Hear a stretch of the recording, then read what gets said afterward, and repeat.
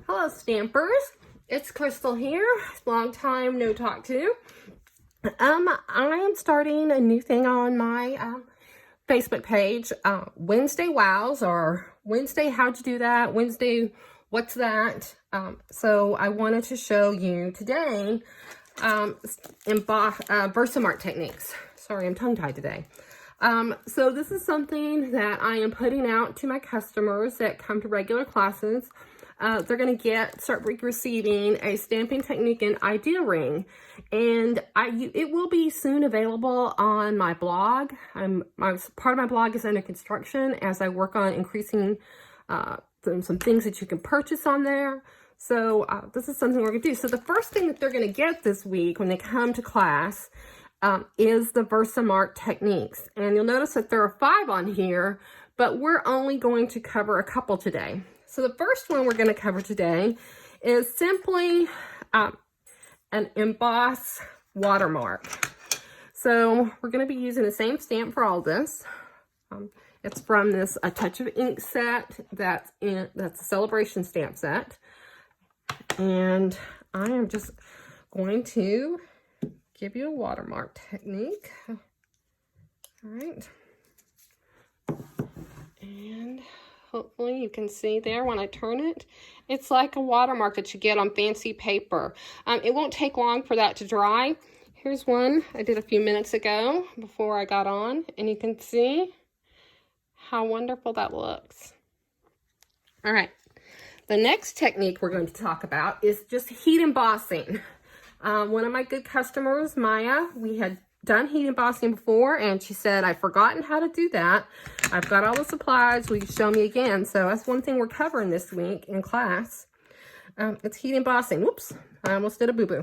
All right, so you want to use your embossing buddy to get all the static and hopefully any oil from your fingers. I find that I must have a lot of both because sometimes it still has a little bit of an issue on mine. So I'm just stamp this floral image. And then I have an embossing tray here. And as you can see, it's already got some white embossing powder down below in it from previous embossing. I might actually have enough in my tray to cover it. I think I do. All right.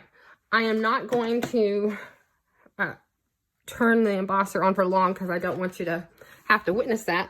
But I do want to show you the wonderful Stampin' Up! Heat embossing tool because I love it because it has 2 settings. And always before, I would burn vellum. So the first setting is a low setting, and that works great for like embossing vellum. And then there's the higher setting that I would normally use on this. And I always have something handy to do. And you want to be steady because you don't want it to burn. But again, I don't want you to have that blowing sound. So I've already embossed an image for you with the white embossing ink. Very simple, easy. You can see the difference between the watermark technique and the white embossing powder. You can use any color embossing powder. You could use black, whatever. I just have an abundance of white, so I decided to use white. The next technique that we're going to talk about is emboss resist. So let's try that. So with emboss resist, we're going to use our embossing buddy. This time I may actually have to leave the blower on when you guys are on. I've got my stamp with the VersaMark ink. And this time I'm going to use clear embossing powder because we're going to do something fun with it.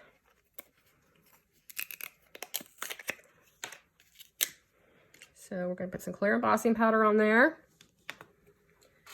One thing you want to be careful about is that I've had a couple of customers accidentally do it. They did it, they got the embossing powder in here in the tray, did everything, and then they started blowing in the tray. Of course, the embossing powder comes back on you, on me, on everybody.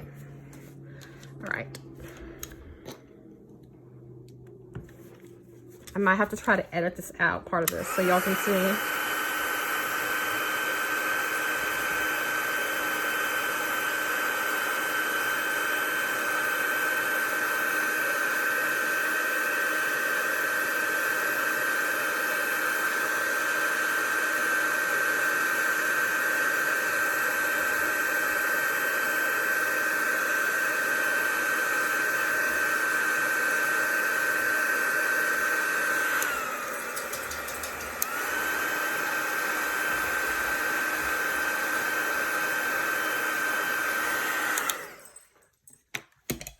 All right, now we're going to take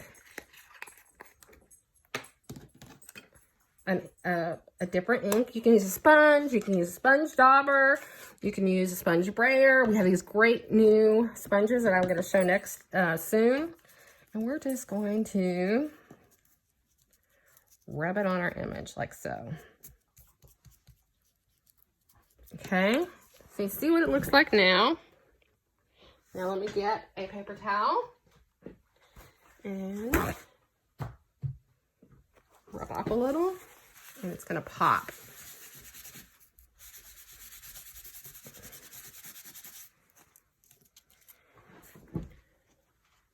All right, look at that. Isn't that pretty? I wish you could feel it in person and see it. So those are 3 of the VersaMark techniques that I wanted to talk to you about today. I hope you enjoyed them. I hope it was helpful. If you have any questions, just make a comment on this video, and I hope to talk to you soon. And if you get a chance, always stamp. Bye, guys.